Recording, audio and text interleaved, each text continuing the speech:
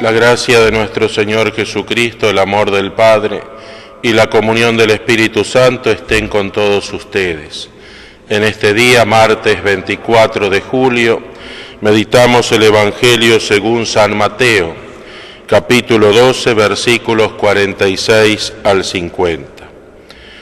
Señalando con la mano a sus discípulos, dijo: «Estos son mi madre y mis hermanos». Jesús, reunidos allí, le informan que su madre y sus hermanos lo buscaban.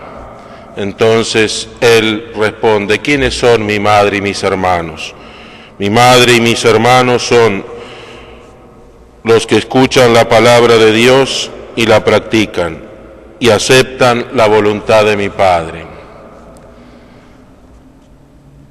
Siempre tenemos que escuchar la palabra, siempre debe ocupar un lugar importante en nuestra vida. Muchas veces escuchamos en la Iglesia a los sacerdotes, en la Santa Madre Iglesia, la palabra evangelizar, anunciar. La misión que nos encomienda Jesús a todos nosotros es justamente evangelizar, es transmitir a través de la palabra y a través de la Eucaristía a Jesús a los demás.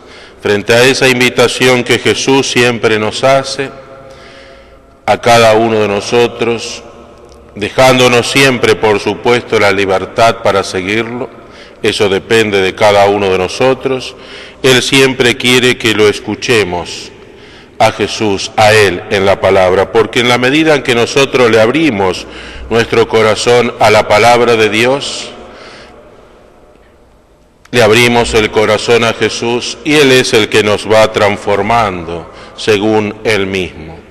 Si nosotros recordamos al apóstol San Pablo, aquel llamado apóstol sin frontera, ¿cuántas veces decía el apóstol: no soy yo el que vive, sino es Jesús el que vive en mí? Y así lograremos la perfección en nuestra vida cristiana. Cuando Jesús vive en mí y nuestros sentimientos y mis sentimientos son los sentimientos de Jesús, entonces iremos creciendo perfectamente en nuestra vida cristiana y en la santidad. Todo lo que hace en la voluntad de mi Padre que está en el cielo, ese es mi hermano, mi hermana y mi madre. Aceptar la voluntad de Dios. Ciertamente que aceptar la voluntad de Dios a veces a cada uno de nosotros nos puede costar. Al mismo Jesús en el huerto de los olivos: Padre, si es posible, aparta de mí esta cruz, pero que no se haga mi voluntad sino la tuya. Y siempre este punto es el que tiene que acompañar nuestras oraciones, esa oración que nosotros realizamos diariamente. Nosotros le pedimos a Dios, le pedimos a Jesús,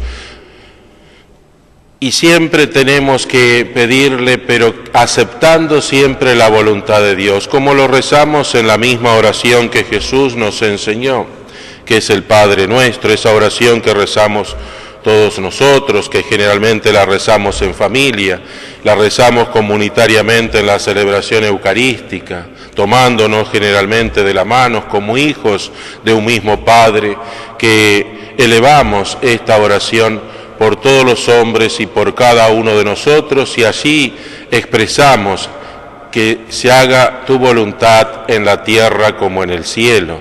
Entonces siempre aceptar la voluntad de Dios. Pero para todo ello tenemos que pedirle siempre a Dios que nos aumente la fe para confiar siempre plenamente en Dios, para confiar siempre plenamente en Jesús. Entonces en esos momentos, porque generalmente la voluntad de Dios nos cuesta a cada uno en los momentos difíciles, porque cuando yo estoy espléndido, cuando estoy bien, cuando tengo salud, cuando mi familia está bien, cuando los miembros de mi familia están bien, cuando mis amigos están bien, es fácil decir: yo acepto lo que Dios me va pidiendo. Pero son en esos momentos difíciles de nuestra vida que que realmente tenemos que vivir aceptando la voluntad del Padre Celestial, lo que Dios nos va poniendo en nuestro camino. Entonces Él es siempre el que nos da la fuerza y la gracia para poder vivir, recordando aquellas palabras frente a aquella petición que le hacía el apóstol San Pablo a Dios y a Jesús, que le quitara aquella espina clavada en su cuerpo.